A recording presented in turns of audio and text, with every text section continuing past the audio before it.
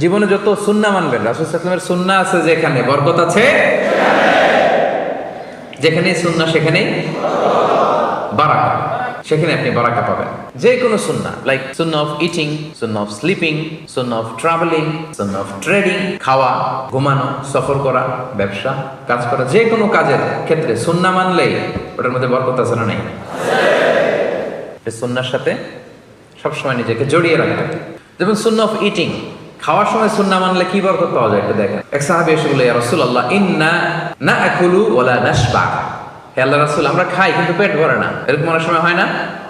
হয়। কার কার হয় দেখি? খাইলেও পেট ভরে না, দেখি কার কার। সাহস করে দিয়ে একজন হাত তুলে ফেলছে। ঠিক আছে, সৎ সাহসের জন্য ধন্যবাদ। হতে পারে যারা কাজ করে বেশি, চিন্তা করে বেশি, ক্ষুধা লাগে। নট নেসেসারি যে আপনার অনেক দৌড়াইতে হবে, এক্সারসাইজ করতে হবে না। আপনি ব্রেন স্টর্মিং করলে ক্ষুধা লাগবে। আমি নিজেও ফিল করি, যখন কোনো কিছু নিয়ে খুব ভাবি তখন ক্ষুধা লাগে, এটা হয়। তো এই সাহাবীরা কি চিন্তা করেন, কি সিম্পলিস্টিক লাইফ লিড করতো। মনে যা আসছে নবীরে বলে ফেলছে, এ রাসূলুল্লাহ, ইন্না নাআকুলু ওয়া লা নাশবা। রাসূল, আমরা খাই কিন্তু পেট ভরে না। পেট ভরে না কেন? তো রাসূল সাল্লাল্লাহু আলাইহি ওয়াসাল্লাম দেখেন কি বলে। রাসূল সাল্লাল্লাহু আলাইহি ওয়াসাল্লাম বললেন, লাআল্লাকুম তাআকুলুনা মুতাফাররিকিন। মনে হয় তোমরা একা একা খাও, একসাথে খাও না। মনে হয় তুমি একা একা খাও, মেবি ইউ ইট অ্যালোন, একসাথে মনে হয় খাও না। ওই সাহাবী বলে, না, হ্যাঁ ইয়া রাসূলুল্লাহ, আমি আসলে একা একা খাই, অন্যদের সাথে বসে মিলেমিশে খাই না। তখন রাসূল সাল্লাল্লাহু আলাইহি ওয়াসাল্লাম খাবারের সুন্নাহ শিখিয়ে দিলেন, দ্য এটিকেটস অফ ইটিং। তিনি বললেন, ইজতামিউ আলা তাআমিকুম, না না না, একা একা খেও না, খাবার নিয়ে একসাথে সবাই বসবা।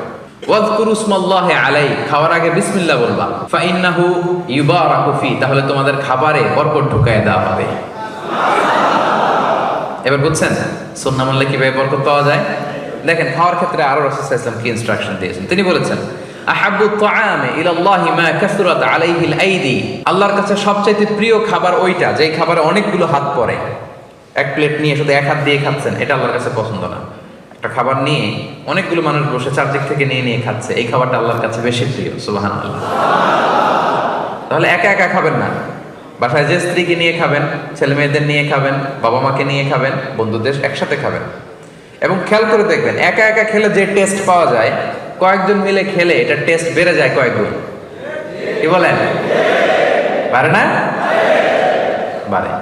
দেখবেন, খেয়াল করে দেখবেন, তাহলে বেশি বরকত। আবার রাসূল সাল্লাল্লাহু আলাইহি ওয়াসাল্লাম বলেছেন আরেকটা এটিকেট শুনেন, আল বারাকাতু তানজিলু ওয়াসাতাত তাআম, খাবারে বরকত নাজিল হয় একেবারে মিডলে, মাঝখানে। এক প্লেট খাবার, মাঝখানে বরকতটা আগে নাজিল হয়, সেখান থেকে ছড়ায়। ফাকুলু মিন হাফিয়াতি, তোমরা চারিপাশ থেকে খাও, মাঝখান থেকে নিও না। ওয়ালা তাকুলু মিন ওয়াসাতি, মাঝখান থেকে উঠাবে না। তাহলে লেটস সে বিরিয়ানি আনা হলো এক বোল, আপনি যখন ডিস্ট্রিবিউট করবেন বা খাবেন, আপনি এক পাশ থেকে শুরু করবেন, করতে করতে করতে করতে মাঝখানে যাবেন। অনেকে একবার মাঝখান থেকে দেয়া শুরু করে, না, বরকত নামে ওই জায়গায়, ওইটাই যদি একজনকে দিয়ে দেন তো বাকিরা বরকত পাওয়া লাগবে না? হ্যাঁ, তাহলে বুঝে শুনে না? আচ্ছা, মাশাআল্লাহ, তো বুঝতেছেন। আরো কি বলেছেন রাসূল সাল্লাল্লাহু আলাইহি ওয়াসাল্লাম, তুআমুল ওয়াহিদি ইয়াকফিল ইসনাইন। দেখেন আমাদের ইসলামিক ভ্রাতৃত্ববোধ কত সুন্দর। একজনের খাবার দুইজনের হয়ে যায়, রাসূল সাল্লাল্লাহু আলাইহি ওয়াসাল্লাম বলেছেন। তুআমুল ইসনাইনি ইয়াকফিল আরবাআ, দুজনের খাবার চারজনের হয়ে যায়। তুআমুল আরবাআ ইয়াকফিল আস-সামানিয়া, চারজনের খাবার আটজনের হয়ে যায়। এটা আমাদের ভ্রাতৃত্ববোধ। একটা বঙ্কুস চাইলে দুজনে খাওয়া যায় না? কথা কন না কেন?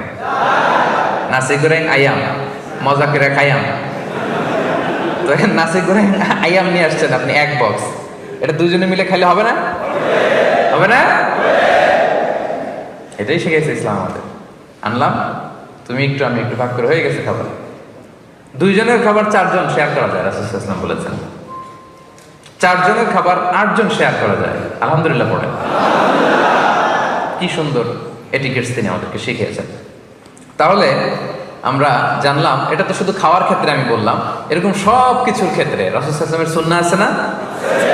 ফলোইং সুন্নাহ, সুন্নাহ মানলেই বরকত নেমে আসবে।